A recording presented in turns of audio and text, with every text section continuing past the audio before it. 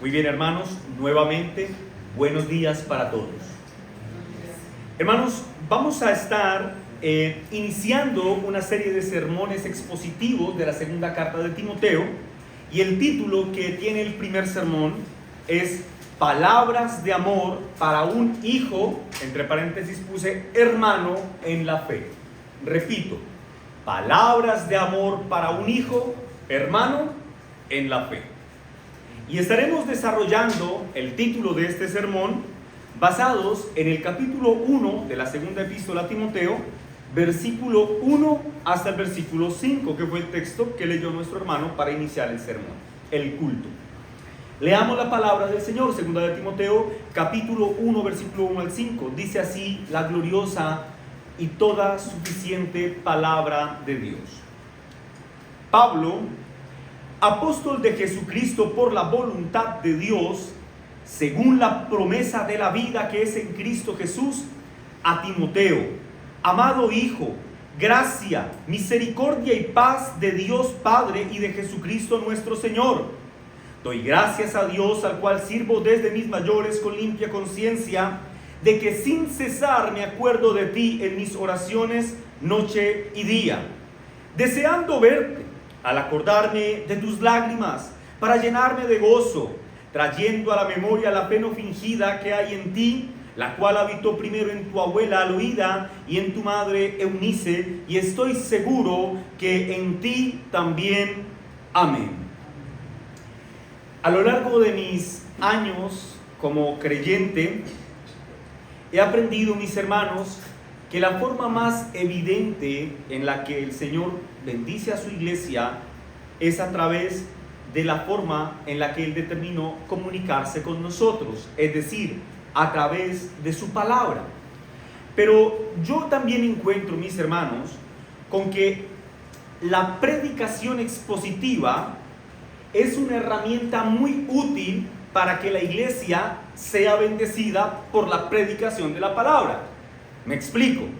La predicación expositiva tiene que ver con que el ministro va al texto y hace un proceso hermenéutico, un proceso exegético, y le expone a la iglesia lo que el texto dice, no según su criterio, sino según la intención del autor.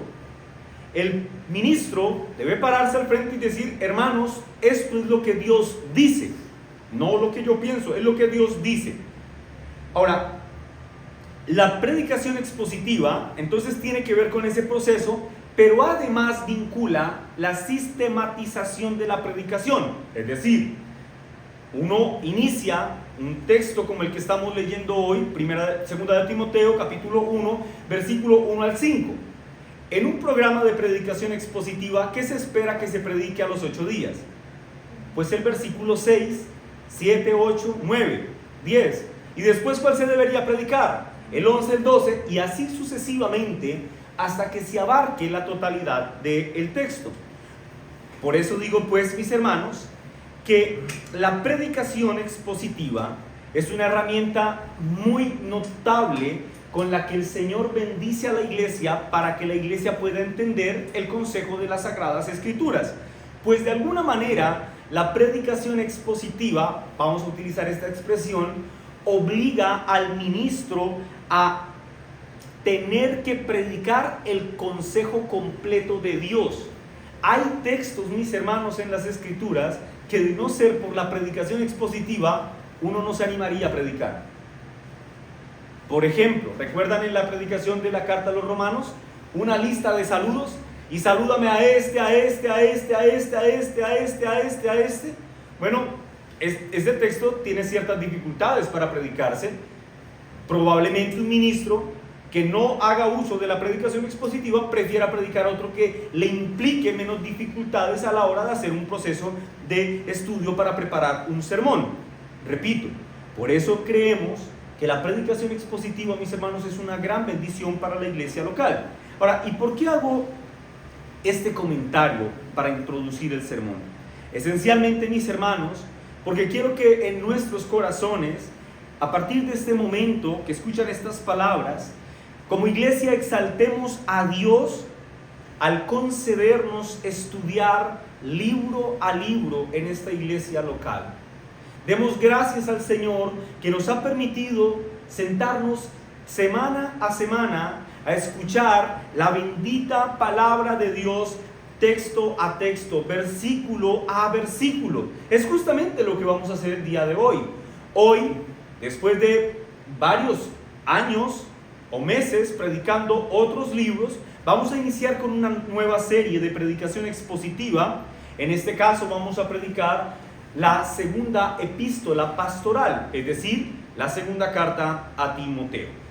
Y yo ruego, mis hermanos, para que el Señor, en la medida en que nosotros nos sumerjamos en las aguas profundas, y escuchen esta expresión, e íntimas de este texto, seamos profundamente bendecidos, fortalecidos, confrontados, animados, pero sobre todo, sabiendo el efecto de la palabra en la vida del creyente, seamos santificados por el poder de ella.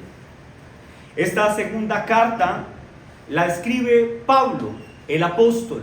¿A quién se la escribe? A Timoteo, el joven pastor de Éfeso.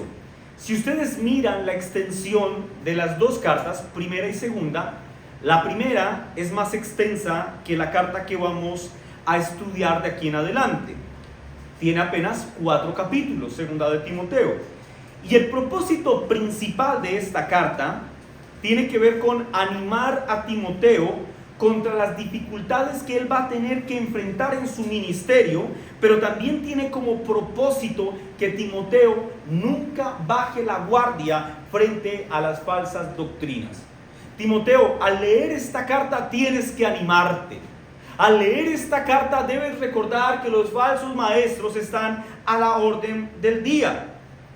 Podríamos decir, hermanos, que el apóstol Pablo escribe esta carta para animar a Timoteo a que Timoteo permanezca fiel al ministerio, tal y como Pablo toda su vida permaneció fiel a Cristo desde su conversión. De allí que muchos teólogos digan que segunda de Timoteo, por así decirlo, es el testamento del ministerio, el testamento ministerial que Pablo le escribe a su heredero, a Timoteo. Y esto tiene mucho sentido, mis hermanos. Todos saben lo que es un testamento, ¿verdad? Niños, ¿saben lo que es un testamento? Lo que alguien que va a morir escribe a otro para dejarle la herencia. Esto tiene mucho sentido, mis hermanos, si nosotros consideramos el punto en el que Pablo escribe esta carta. Cuando Pablo escribe esta carta, Pablo está preso en Roma y está a punto de ser ejecutado. Pablo sabe que va a morir y entonces le escribe esta carta de despedida, si se quiere decir, a Timoteo, para de alguna forma dejarle su legado ministerial.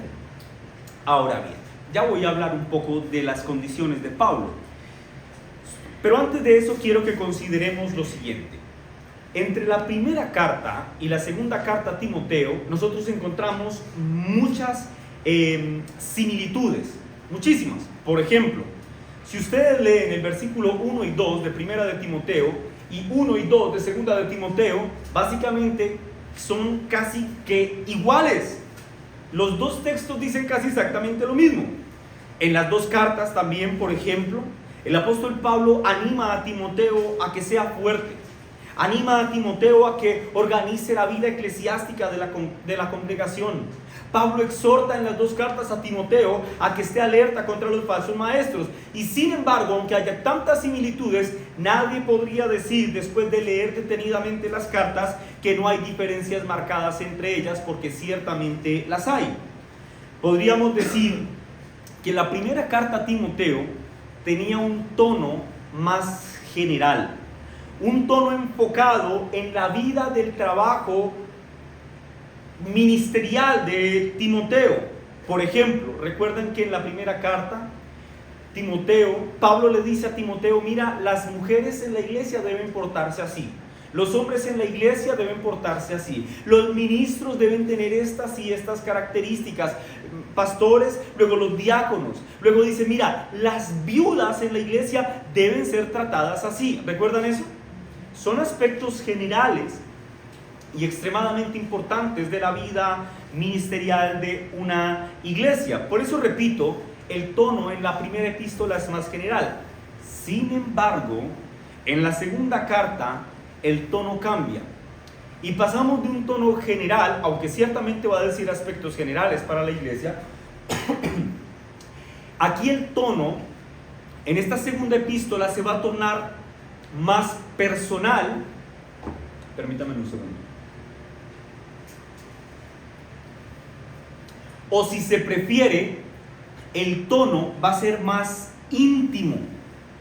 En la segunda epístola, nosotros vemos que Pablo está instruyendo a Timoteo como quien tiene un hijo, pero no cualquier hijo, sino un hijo responsable. Y entonces el padre se va a ir de la casa y a ese hijo responsable, antes de irse, le da instrucciones de todo lo que se debe hacer en casa. Son instrucciones íntimas, por así decirlo. La segunda carta a Timoteo son las instrucciones íntimas antes del final. Ahora vayamos a la segunda carta a Timoteo. Aterricémonos un poco en la carta. En el capítulo 1, que vamos a estar exponiendo y meditando a lo largo de varias semanas, el apóstol Pablo en la totalidad de este capítulo le expresa a Timoteo el sentimiento de gran amor que siente hacia él. Y como lo ama tanto, Pablo anima a Timoteo a que sea un hombre fiel a Cristo y por tanto a que sea un hombre fiel a la doctrina. Y el propósito de Pablo a lo largo del capítulo 1, al exhortar a Timoteo a que sea un hombre de doctrina, es que Timoteo pueda cumplir con el llamamiento que Dios le dio. Pablo motiva al joven pastor en esta carta testamento a que no tema el posible sufrimiento que le sobrevendrá por causa de Cristo. En esta epístola y en este primer capítulo en particular, Pablo le enseña a Timoteo que la única forma de permanecer fiel a Cristo es estando aferrado a Él por medio de su palabra. En otras palabras, lo que Pablo motiva a Timoteo es a ser un hombre de doctrina para que, estando pegado a un entendimiento correcto de Cristo, Timoteo entonces pueda serle correctamente fiel a Cristo. Me explico. Hay personas que creen que sirven al Señor. Hay personas que creen que están unidas a Cristo, pero tienen un entendimiento torcido de su palabra y entonces le sirven al Cristo de su imaginación. Le sirven al Cristo que han elaborado en sus corazones, pero no al Cristo de las Sagradas Escrituras. De allí la importancia, mis hermanos, de que Timoteo estuviera aferrado a la sana doctrina, como lo veremos en los siguientes sermones. Ahora bien, en este punto de la introducción en el que vamos, vale la pena que retomemos algo que ya mencioné. ¿Cuáles eran las condiciones bajo las que se encontraba Pablo cuando escribió esta carta? Ya lo dije, Pablo ¿en dónde estaba? En Roma. ¿Y estaba caminando por las calles de Roma? No, Pablo se encontraba preso en este momento, pero no en cualquier tipo de celda. Pablo, la evidencia bíblica nos muestra que era metido a una celda horripilante en la que la mayoría del tiempo estaba encadenado. Mientras Pablo languidecía en una prisión romana y era tratado como un delincuente, Pablo estaba escribiendo esta carta. El apóstol Pablo se encontraba confinado en un húmedo, tenebroso y maloliente calabozo en el que posiblemente no estaba solo, sino estaba confinado con otros individuos que ciertamente sí serían grandísimos delincuentes. Pero a pesar de las dificultades y las amargas condiciones en las que se encontraba el apóstol Pablo, este hombre de Dios fue inspirado por el Espíritu Santo e hizo lo impensable. Pablo no se tomó un solo minuto de su tiempo para llenar sus labios de amarga queja o de súplicas personales para que lo auxiliaran. No, todo lo contrario, Pablo tomó su tiempo y su pluma para pasar su legado ministerial a su hijo en la fe. De allí que lo insta a que persevere en la fuerza y la fidelidad a Cristo a través de la sana doctrina. Es más, es por esa razón que una de las palabras claves que describe la segunda epístola a Timoteo es la expresión retén, retener. Toma, aférrate, haciendo referencia a la sana doctrina. Timoteo, retén las sanas palabras que te he hablado, retén la sana doctrina. Timoteo tenía que aferrarse a la sana doctrina.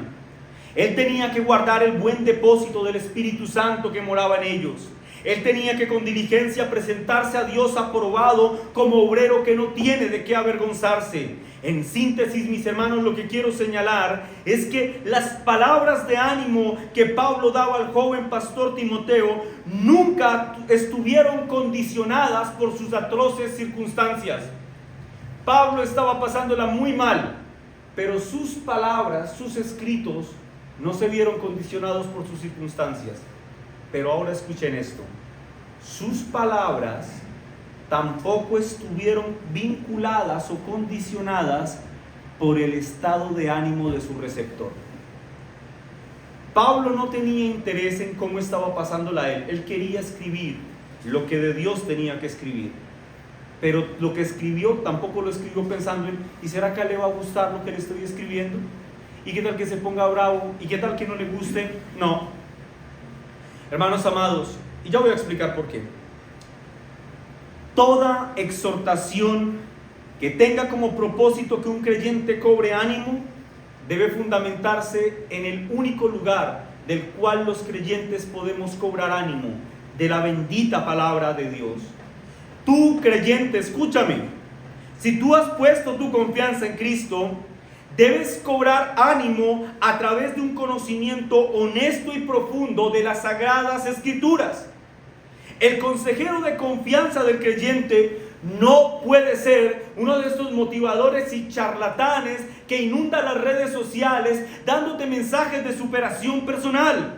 El consejero de cabecera del cristiano tiene que ser el Espíritu Santo que ilumina la bendita palabra de Dios en nuestros corazones y nos da aliento de vida para seguir adelante. Y es exactamente eso lo que Pablo está haciendo en esta segunda epístola con Timoteo. Pablo quiere que Timoteo permanezca fiel a Cristo. Pablo desea que este joven pastor siga adelante en el ministerio, cueste lo que cueste. Pero Pablo está seguro de que esto solo es posible si Timoteo retiene con firmeza la gloriosa palabra de Dios. No existe, mis hermanos, otra forma de permanecer fiel a Cristo si no es por medio de su palabra. Muchos, creyendo que creen, se aferran temporalmente a Cristo, pero cuando vienen las inclemencias de la vida, cuando vienen los sequedales de nuestra existencia, terminan por languidecer y apartarse del Señor, porque su cimiento no era fuerte, no era firme, no estaban anclados a la verdad a través de la bendita palabra. No así con Timoteo. Timoteo, si quería ser fiel a Cristo, y si tú quieres ser fiel a Cristo, tienes que estar unido en una íntima comunión con Él a través de su bendita palabra. Así que podríamos decir, mis hermanos, que esta epístola preciosa que estamos empezando a considerar, estudiar y meditar en ella el día de hoy, tenía un propósito particular. Y su propósito particular, como ya lo he dicho, ¿cuál era? Darle ánimos a Timoteo. Que Timoteo cobrara ánimo en el Señor, que se esforzara en serle fiel a Cristo a través de un entendimiento correcto de la doctrina y que estuviera aferrado a la doctrina. Bueno, ese es su sentido particular. Pero en su propósito más general, gloria a Dios por ello, nos incluye a nosotros. En su propósito más amplio, esta carta tiene como objetivo hacer un claro llamado de Dios a todos nosotros a que procuremos fortalecernos a través de la bendita palabra, y entonces, fortalecidos a través de su palabra, podamos ir en pos de Cristo y de servirle fielmente a Él. ¿Lo entiendes? Timoteo tenía que ser, por la palabra, animado a serle fiel a Cristo. Y tú puedes decir, claro, eso es una carta íntima, tenía que ver con él. Sí, tenía que ver con él. Pero en su sentido más general, naturalmente esto impacta esta realidad a toda la iglesia. Esto era cierto para Timoteo, pero escúchame, es cierto para ti también. ¿Tú quieres estar unido a Cristo? ¿Quieres estar fuerte y cimentado en Cristo? Tienes que unirte a Él y generar una íntima relación con Cristo por medio de su palabra. Y yo espero, mis hermanos, que a lo largo de la meditación que haremos en esta epístola, tú te hagas más responsable delante del Señor y atesores en tu corazón con más celo y con más intencionalidad el bendito regalo de las Sagradas Escrituras. Pero también ruego al Señor, mis hermanos amados, para que en la medida en la que avanzamos en la lectura de esta carta, el Señor por su gracia obre en nuestros corazones y nos dé la fuerza que tú y yo necesitamos para que podamos asirnos de las Sagradas Escrituras. Tú tienes que actuar con responsabilidad delante de Dios y tomarte en serio las Sagradas Escrituras, pero tu intención no es suficiente. Requerimos de la intervención del Espíritu Santo para que podamos aferrarnos con firmeza y de forma real a la bendita palabra del Señor. Ahora bien, mis hermanos, esta es la introducción al sermón. No quise tocar muchos aspectos geográficos, de autoría, de destinatario, porque ya lo hicimos. Quien quiera profundizar en esto, le animo a que vea los 3 primeros sermones de Primera de Timoteo. Aquí quería tocar otros asuntos. A continuación, lo que quiero que hagamos es enfocarnos en la primera sección de esta carta. La primera sección se encuentra, como ya lo dije al inicio del sermón, en el versículo 1 hasta el versículo 5.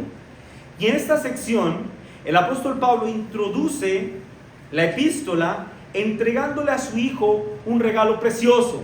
Y el regalo que le entrega es un saludo cargado de palabras amorosas. Se podría decir que los primeros 5 versículos de esta carta son escritos con el propósito de dar motivación a Timoteo en medio de este saludo amoroso y conmovedor que un padre espiritual hace a un hijo espiritual. Y ese saludo conmovedor y de motivación se divide en 2 partes. La primera parte es del versículo 1 al 2, que es el saludo íntimo. La segunda parte es del versículo 3 al 5, donde Pablo agradece a Dios por la vida de Timoteo. Vamos a ver los 2 puntos rápidamente. Punto número 1, el saludo íntimo. Versículo 1 y 2. Pablo, apóstol de Jesucristo por la voluntad de Dios, según la promesa de vida que es en Cristo Jesús, a Timoteo. Amado hijo, gracia, misericordia y paz de Dios Padre y de Jesucristo nuestro Señor. Es interesantísimo, mis hermanos, notar que Pablo se muestra muy afectuoso en este texto. Todos estamos de acuerdo en eso, todos lo pueden ver. Amado hijo, supremamente afectuoso. Pero en medio de esa íntima expresión de afecto que Pablo tiene con Timoteo, escuchen esto, Pablo no excluye su autoridad apostólica. Noten esto. Pablo, antes de decirle a Timoteo que es su hijito amado en la fe, antes de eso, Pablo se presenta como el apóstol Pablo. En el versículo 2 le dice, bueno, tú eres mi hijo amado. Pero primero, antes de que hablemos de que tú eres mi hijo amado, quiero que recuerdes que yo soy un apóstol de Cristo, dando a entender una lección importantísima, mis hermanos. La intimidad que puede existir entre los cristianos, la confianza, el lazo fraterno que puede existir entre los cristianos, no puede excluir la autoridad. Eran muy cercanos. Alguien podría pensar, ¿por qué Pablo tendría que recordarle a Timoteo si era una carta tan íntima que era apóstol? ¿Ustedes entienden esto? O sea, ¿Timoteo sabía que Pablo era un apóstol? Desde luego. Habían pasado años juntos. Fueron compañeros de milicia en Cristo Jesús. O sea, Timoteo sabía que Pablo era un apóstol. Pero Pablo, para escribirle, le recuerda que quien le está escribiendo es el apóstol Pablo, aunque es su padre en la fe. Repito, mis hermanos, la intimidad y la confianza entre los cristianos no debe excluir la autoridad. Pablo y Timoteo compartían una amistad profunda, pero sin embargo Pablo inicia este mensaje a su amado hijo en la fe, recordándole el peso de su autoridad apostólica. Es como si el apóstol Pablo quisiera que Timoteo no fuera a olvidar que a pesar de la profunda relación personal que existía entre ellos, se le olvidara que quien le estaba escribiendo era un embajador divinamente comisionado por el Dios Padre, por el Dios Hijo y por el Dios Espíritu Santo. Timoteo, mis hermanos, tenía que tener claro esto: quien le escribía era un apóstol de Jesucristo. Y esto es especialmente importante, ya que la conclusión a la que tenía que llegar Timoteo, y tú y yo al leer esta carta también, es que las palabras escritas en esta carta, mis hermanos, no son solo un consejo fraterno y amoroso de un padre hacia un hijo. O sea, lo son, sí, pero no son solo eso. Principalmente lo que está escrito en esta carta es la palabra de Dios. ¿Lo entiendes?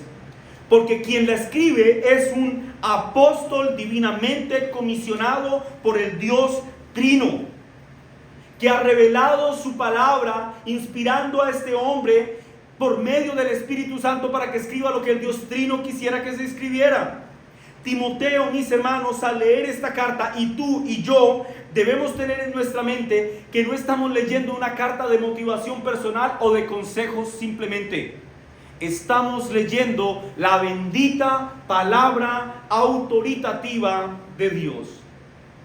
Pero inmediatamente después de que Pablo hace semejante introducción y habla de su autoridad apostólica, inmediatamente después, en el versículo 2, le dice a Timoteo: ¿tú eres qué?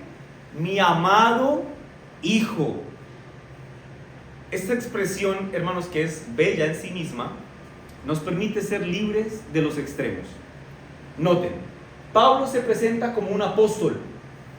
Timoteo, no tomes en menos lo que te estoy diciendo, porque yo soy apóstol de Cristo. Pero inmediatamente después le dice: mi amado hijo.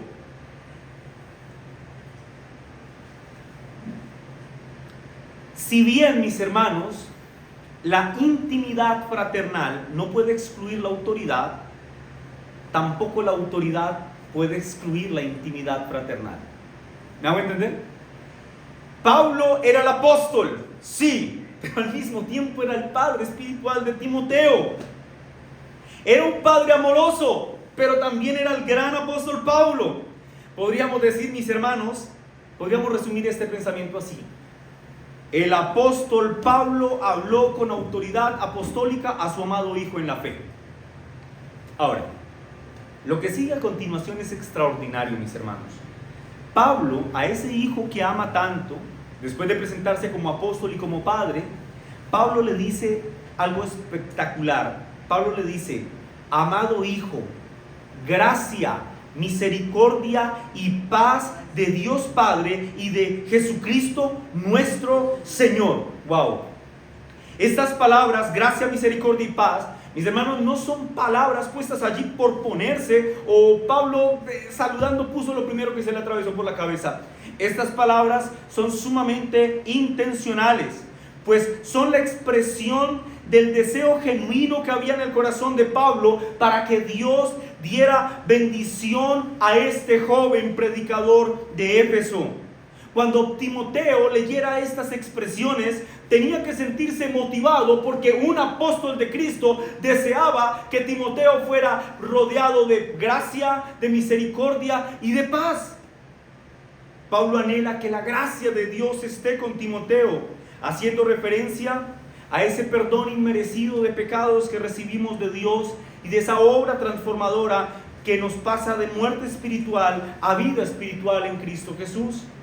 Pero Pablo también anhela que la misericordia de Dios esté con Timoteo, haciendo referencia a ese trato afectuoso y tierno que Dios tiene con sus hijos cuando se encuentran en medio de alguna situación difícil. Pablo anhela que la paz de Dios esté con Timoteo, haciendo referencia a ese bello estado de conciencia que solo el creyente puede disfrutar al saberse reconciliado con Dios Padre por medio de la obra consumada del Dios Hijo. mis amados hermanos de IBR Monte Calvario, en esta relación afectuosa entre Pablo y Timoteo, tenemos para nosotros un tremendo ejemplo que nos permite aprender el cómo relacionarnos bíblicamente los unos con los otros.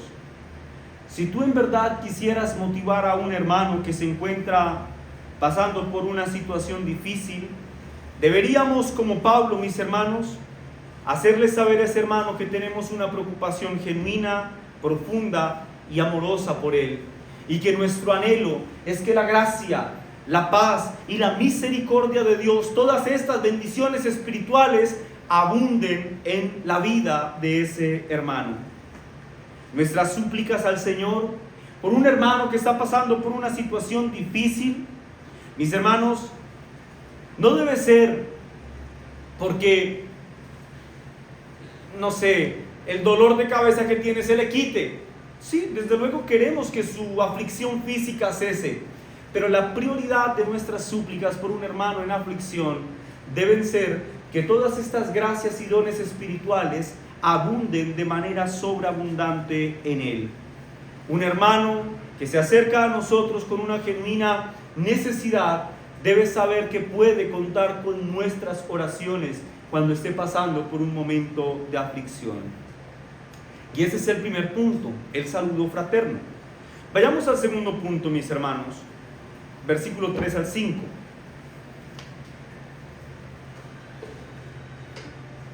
Aquí el apóstol Pablo agradece a Dios por la vida de su hijo Timoteo, por la vida de su hijo espiritual Timoteo, o la vida de su hermano en la fe Timoteo. Leamos el versículo 3 al 5.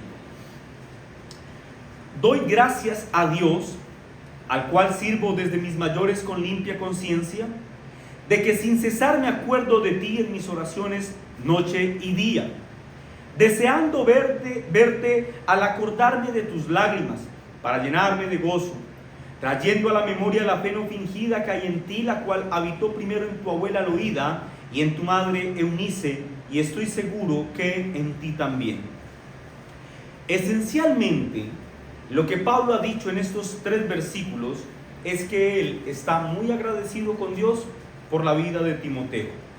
Es como si Pablo dijera: estoy profundamente agradecido con el Dios Padre por lo que Él ha hecho en mí a través de la vida de Timoteo.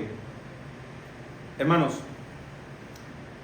estas palabras pueden parecer palabras muy naturales a un creyente. Por ejemplo, yo estoy muy agradecido con Dios por la vida de mi hermana Mayerlin. Yo estoy muy agradecido con Dios por la vida de mi hermano Luis. Eso pueden, repito, ser expresiones naturales entre los creyentes. Sin embargo, mis hermanos, si nosotros somos cuidadosos con todo lo que se nos ha dicho en este sermón y recordamos el contexto bajo el cual Pablo escribe estas palabras, ya la cosa no parece tan natural. Ya parece más bien como algo sobrenatural.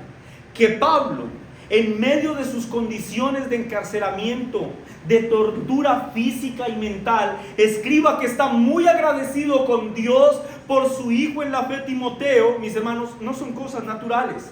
Son el resultado de la obra redentora que Dios había hecho en Pablo años atrás cuando lo había salvado.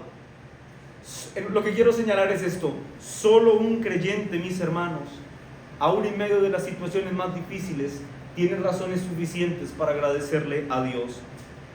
Recordemos que Pablo estaba encerrado en un calabozo oscuro, húmedo y peligroso. Pablo, mientras escribía estas palabras, estaba sentado en una sombría celda en la que estaba confinado y en la que lo que esperaba era que llegara a su ejecución. Pero lejos de quejarse por sus circunstancias, como lo hubiéramos hecho la gran mayoría de nosotros, lejos de ello, el apóstol Pablo medita en todas las bendiciones pasadas y presentes que Dios ha traído a su vida por medio de Timoteo. Y entonces, ¿qué hace? Expresa con profunda sinceridad y humildad la gratitud que él tiene para con Dios. A pesar de su situación difícil, el apóstol se regocija porque el Señor le había dado el enorme privilegio de conocer y de discipular al joven pastor Timoteo.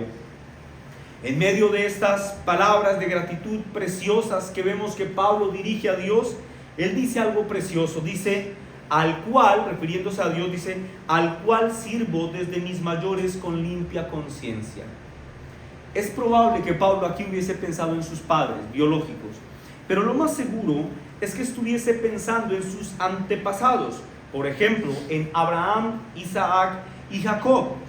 Y lo que Pablo está diciendo es que así como ellos fueron fieles al Dios del pacto y sirvieron al Dios del pacto, bueno, él tenía limpia conciencia de haber servido con diligencia al Dios del pacto. Ahora noten esto, este es un detalle precioso.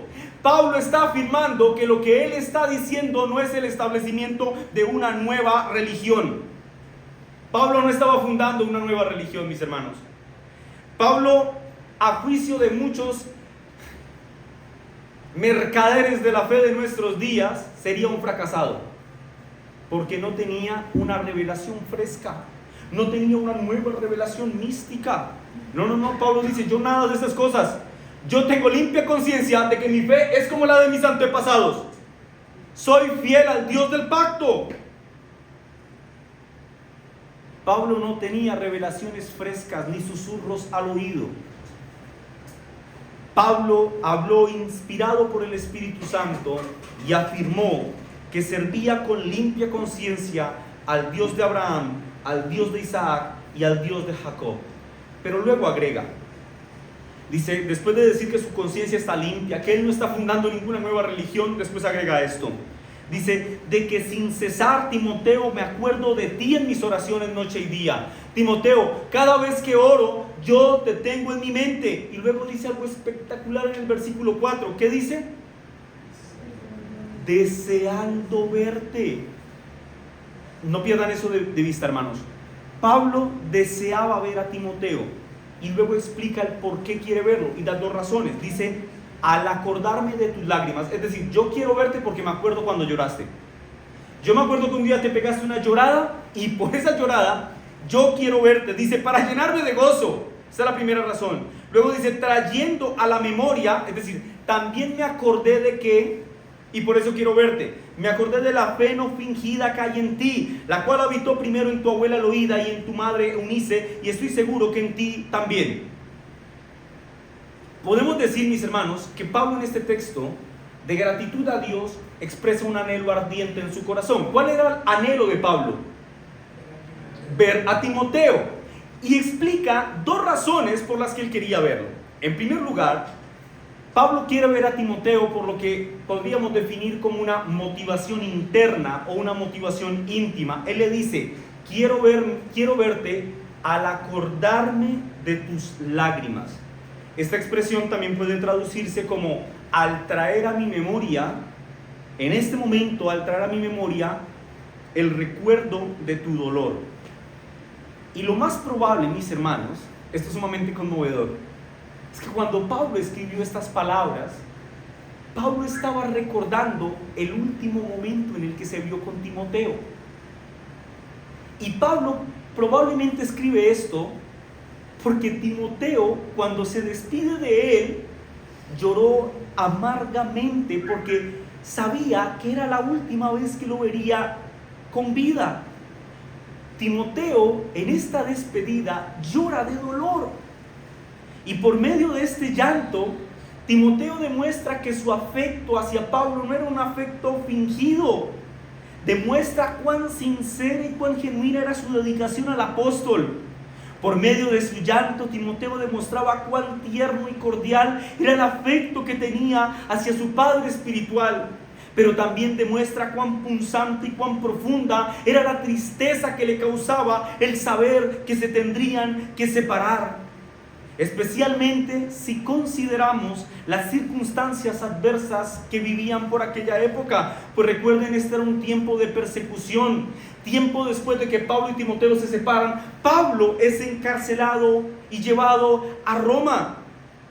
Y es más, ellos cuando se separan eran muy conscientes de que Pablo iba a ser encarcelado y Pablo era muy consciente de que sería ejecutado. Cuando se separaron era la última vez que se iban a ver.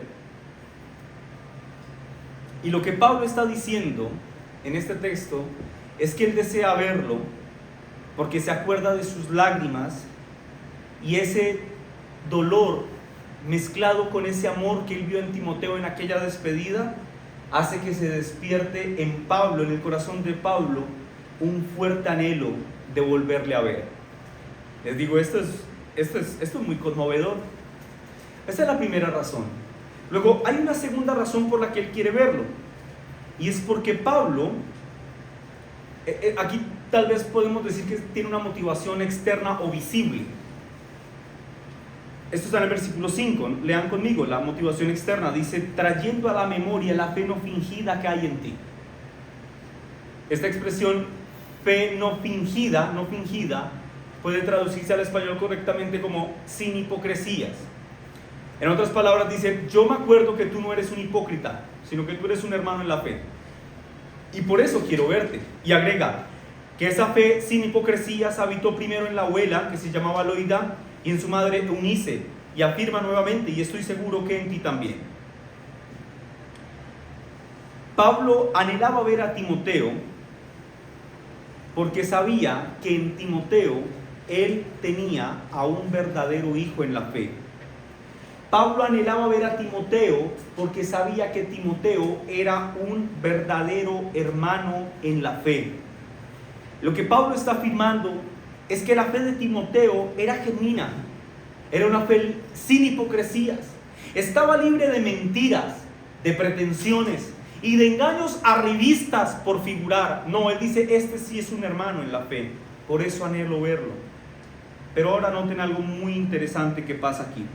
Esto a mí me maravilló, y de verdad yo espero que todos pongan mucha atención a esto, hermanos.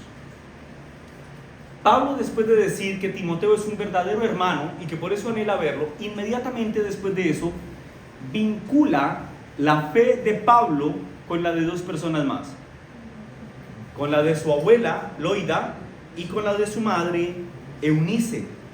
Estas dos mujeres eran mujeres judías que tenían claramente un entendimiento conciso de el antiguo pacto, pero que por la gracia de Dios, al escuchar el anuncio del evangelio, y lo más probable es que quien les haya predicado el evangelio haya sido Pablo en su segundo viaje misionero, al escuchar del evangelio, estas mujeres abrazaron con fe a la persona de Cristo, y ellas dijeron: oh, este Cristo a quien Pablo nos presenta es la simiente de la mujer que hemos estado esperando.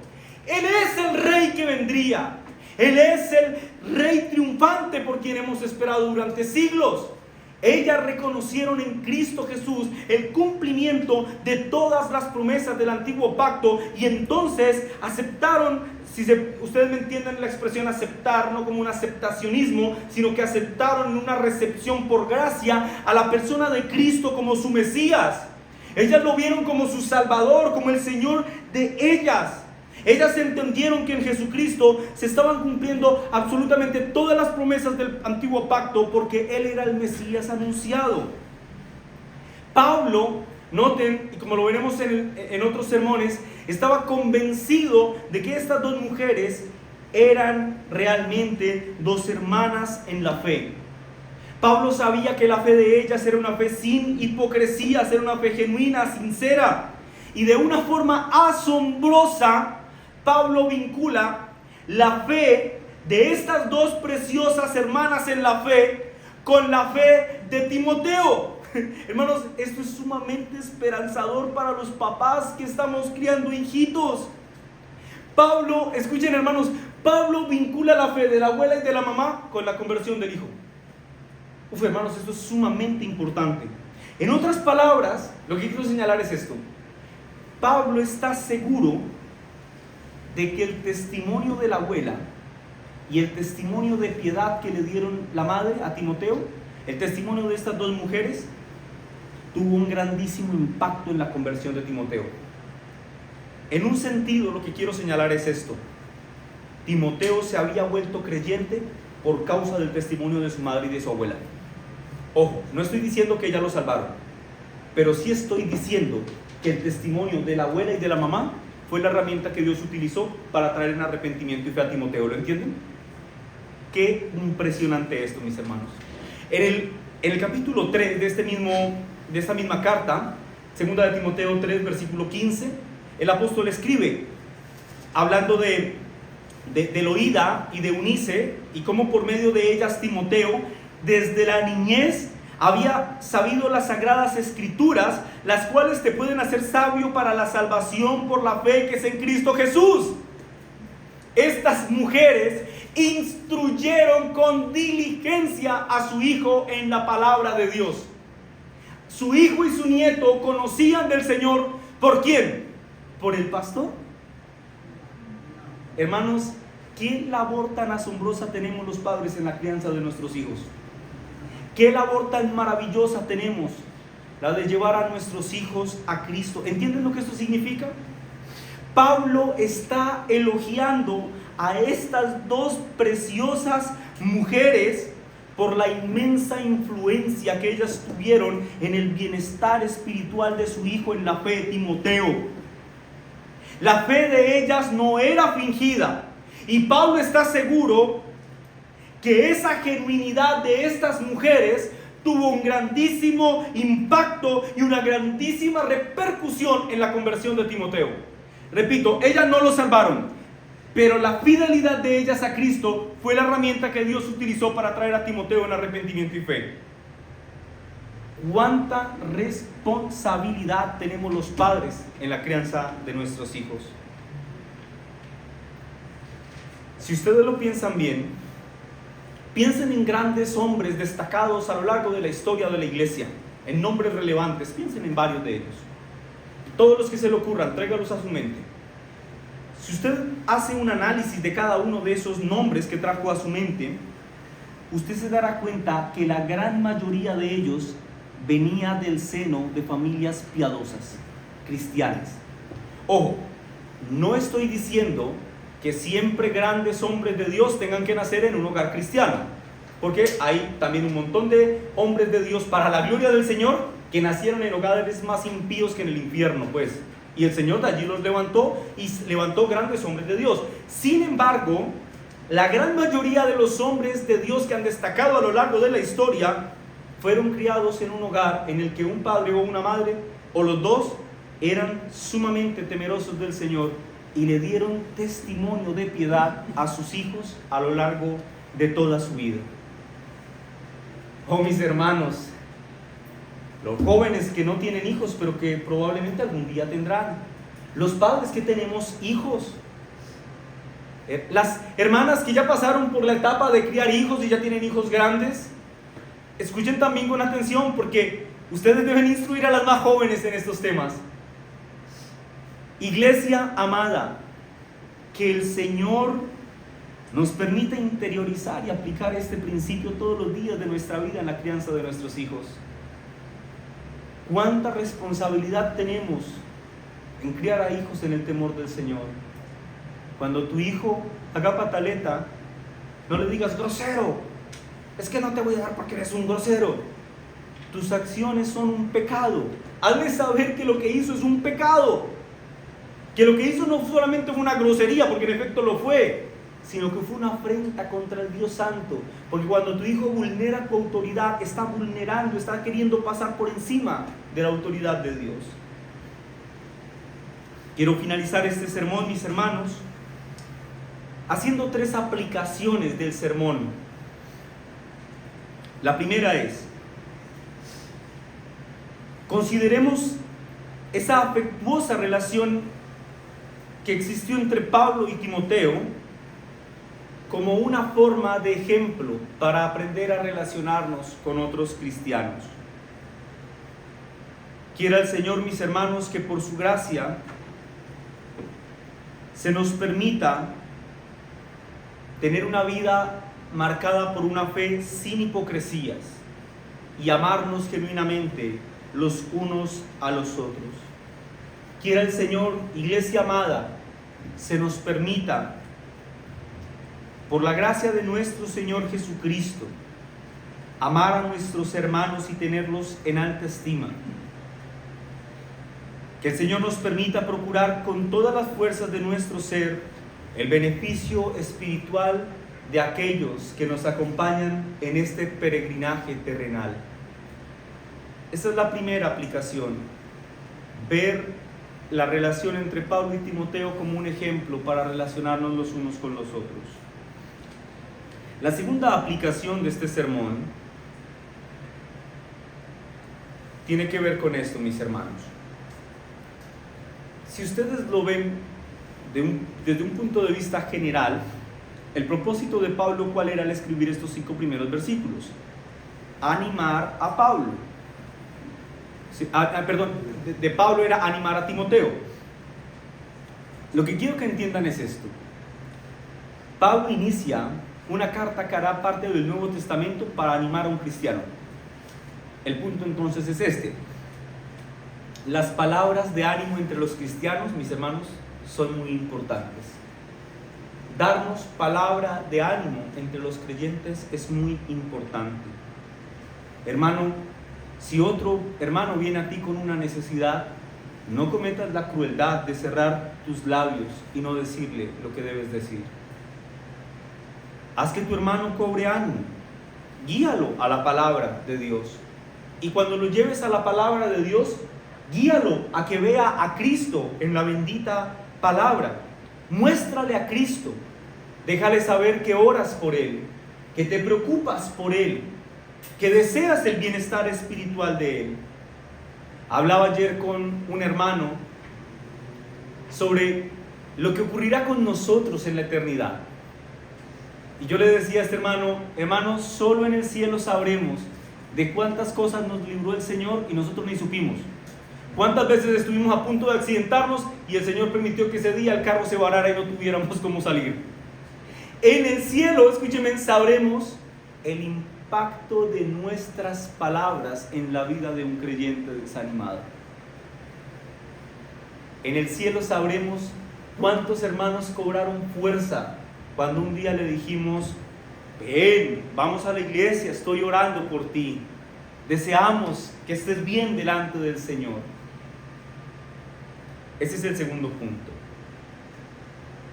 Las palabras de ánimo son importantes entre los cristianos. Y el tercer punto, mis hermanos, la tercera aplicación, es que al ver la íntima y afectuosa relación que existió entre Pablo y Timoteo, y al observar el agradecimiento que Pablo tenía a Dios por la vida de Timoteo, su hijo en la fe, esta gratitud de Pablo hacia Dios por Timoteo debe servirnos, mis hermanos, como un ejemplo para aprender a tomar tiempo en nuestra vida para agradecer a Dios por el extraordinario regalo de la familia de la fe.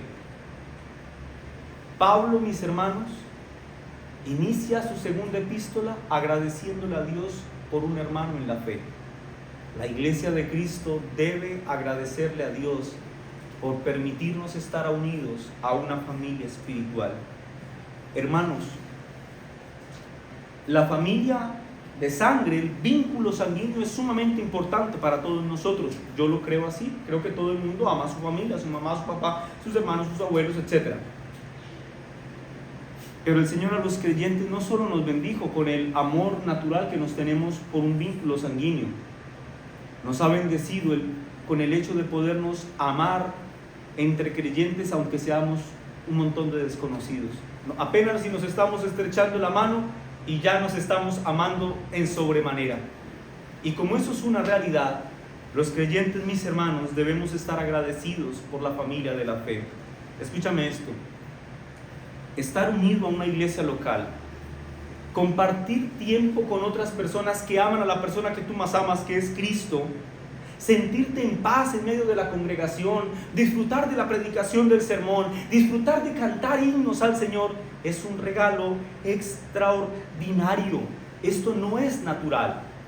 El relacionamiento entre cristianos no es una acción natural, es una obra sobrenatural de Dios en la que permite que personas tan distintas como Milton y Joana, como Milton y Freddy, como todos los que estamos acá, podamos amarnos.